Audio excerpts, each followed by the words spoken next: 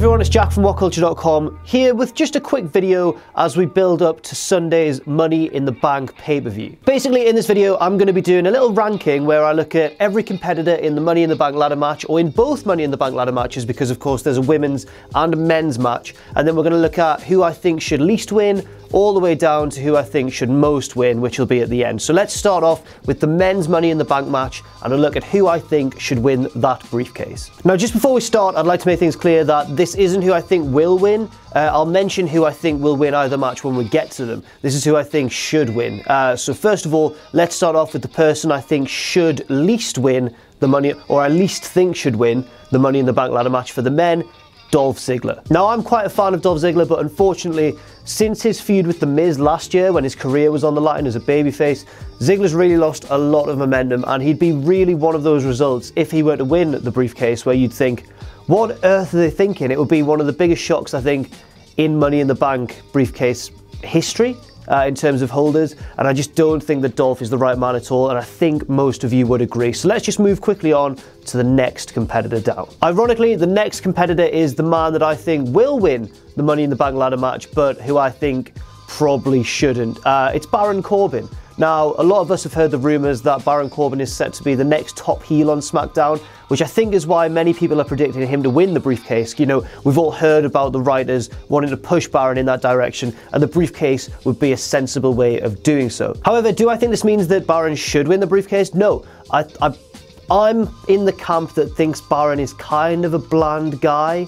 He's kind of bland. You can imagine he wouldn't be very fun at parties. Like, he'd be the guy who sits in the corner and doesn't contribute and just reads a motorcycle magazine, I don't know. But basically, Baron, I'm getting lethargic just talking about him. Now, that's not to say I don't think Baron has improved. I think since he made the jump to the main roster, where he really started off kind of like, oh, it's this guy, he's kind of grown into his role. He's kind of an ultra heel in that he doesn't care what anyone thinks about him. He just wants to win. He's the ultimate selfish guy. It's not the most compelling character, and I really don't want to see him win the briefcase, but I think he will. And hopefully, if he does, I'm proven wrong, and we can really start to see Baron come out of his shell a bit and really turn into the top heel that the SmackDown writers want him to be. Next up is the guy who many people see as the best wrestler in the world these days, and unquestionably the best wrestler in this match, AJ Styles. Now, Styles doesn't need the briefcase, does he? He won the WWE Championship last year. We'd all love to see him, I think, win it again. He was a fantastic champion. I certainly wouldn't complain if he ended up with the belt in the near future, but he doesn't really need it. And I think it would be a waste of, it would take the opportunity away from someone else for now. So there's not much more to say on Styles, really. He'd be a fantastic champion, he'd be a fantastic briefcase holder, but it's not the most important thing on SmackDown right now. Next up, Shinsuke Nakamura. Now, if I had to predict who I think is going to win the match in order, rather than who I think should win the match, Shinsuke will be bottom of my list. I really think that Shinsuke has no chance of winning. Why? Because he held the briefcase aloft on SmackDown. Does Shinsuke not realise that in doing so, he's almost immediately disqualified himself from being the winner of the match? Do you not watch wrestling, Shinsuke? Have you never seen what happens to people who stand tall at the end of the go-home show? No, you haven't, you silly, silly little man. He's actually quite tall and not silly. He's quite hard. However, I would quite like to see Shinsuke with the briefcase. It would have a similar feel, in my opinion, to Finn Balor when he won the Universal Championship over on Raw and then sadly got injured. You know, the new fresh guy coming in, immediately going on a tear and immediately winning the briefcase. But here's why Shinsuke probably shouldn't as well. He's pretty clearly being inserted into a feud with Kevin Owens, and I just feel as though having the briefcase and battling Owens for the US Championship would be too much on Shinsuke's plate at once. I don't mind this feud with Owens. I think it's two guys who are really good together, but it's not the most important thing right now for Shinsuke to have that briefcase. Next up, and this might sound a bit hypocritical considering what I've just said about Nakamura, Kevin Owens. I think that Kevin Owens would be a brilliant Money in the Bank briefcase holder, despite the fact that he is also the current US champion. Owens is the sort of guy who has enough charisma and is hilarious enough and is just enough of a dickish heel to really pull off having the belt and the briefcase at the same time. He'd make a big thing of it. He'd be able to carry on the face of America shtick. I just think it would be brilliant. And were Kevin Owens to win on Sunday, I would have no complaints at all. I think it would be a fantastic move. I just don't think he will. I think, like Shinsuke, WWE have already started to put the two into a feud together, and I just can't see them deciding to throw the briefcase into the mix as well. Sadly, because I'd love to see Owens with the briefcase, I really would. And finally, the man who I would most like to see win the Money in the Bank briefcase on Sunday, Sami Zayn. Zayn would be brilliant. It's been a while since we've seen a face hold the briefcase for a long time. Dean Ambrose only held it for a matter of minutes last year, and the year before that it was obviously Sheamus, who was a heel. Sami Zayn would hold the briefcase, and I think he'd do wonderful things with it. He's an underdog, and I think that would disqualify him from really cashing in a heelish way on whoever the champion is, like by sneaking out and, you know, hitting them with the briefcase. That doesn't really fit Sami's character at all. I think for the first time in quite a few years, we could see, if Sami were to win the briefcase, we could see the briefcase holder announce the title shot ahead of time. I think this would be a fresh storyline, it would be really unique, and it would help really build Sami's stock as well. Do I think he will win the belt? No, no chance in hell, to coin a Vince McMahon term. I think he'd be like the guy who comes agonisingly close, and then I think Baron Corbin will just chuck him off, and that'll be the end of it. And then maybe they'll have a feud over the briefcase, which Corbin will win.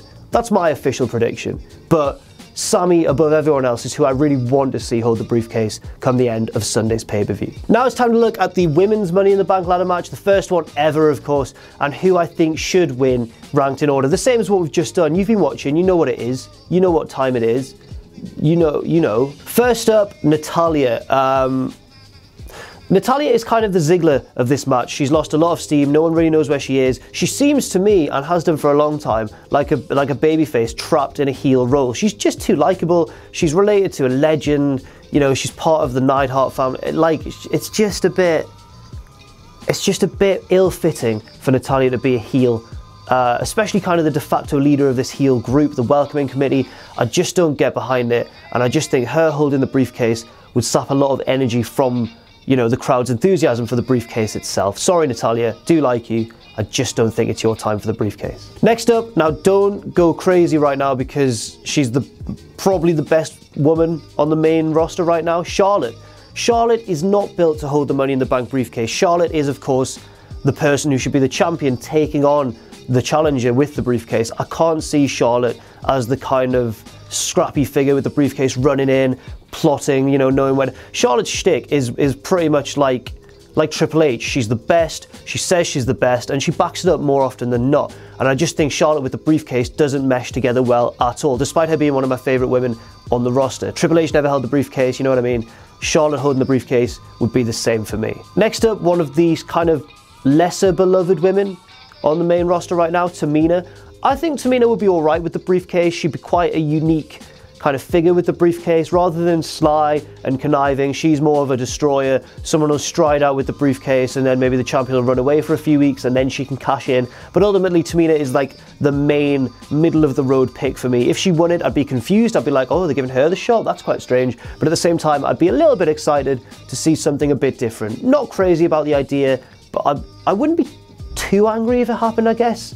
I think it'd be salvageable. Next up, and many people's pick to win the briefcase this year, not mine, but I still have her second in the rankings, Carmella. Carmella's very different. She has kind of James Ellsworth with her, which gives her a dimension that none of the other women really have on the main roster right now. Yes, it's comedic, but at the same time, it can be used to take her character in various different directions, I guess.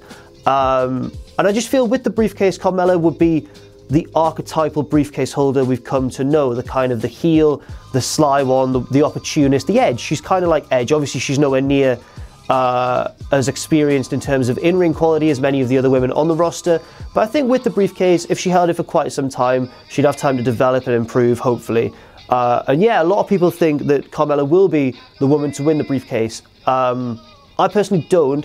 I think it's going to be the last woman on the list, and I'll talk about her right now. Now, I swear down, I'm not doing this to be biased because obviously I quite enjoy this superstar, but I think Becky Lynch, don't you say a word, I just think Becky Lynch will be the woman to hoist the briefcase at the end of Sunday's show, or at the start, or whenever the women's Money in the Bank. That was quite presumptuous, but I think Becky will be the one to hold the briefcase, and I think, and I'm completely stealing this from Adam Blompier, I think she'll turn heel in the midst of her briefcase run. If you look at the face-heel dynamic at the minute across the whole of the women's roster, most of the big stars and the big names are babyfaces. Bayley's a babyface, Sasha's a babyface, Charlotte is now a babyface, and Becky is of course a babyface. The only big, over woman who's not a face is probably Alexa Bliss, who is of course the perfect heel. But if you look at kind of the biggest stars in the women's roster, all of them are babyfaces, and WWE will probably try to redress that balance at some point.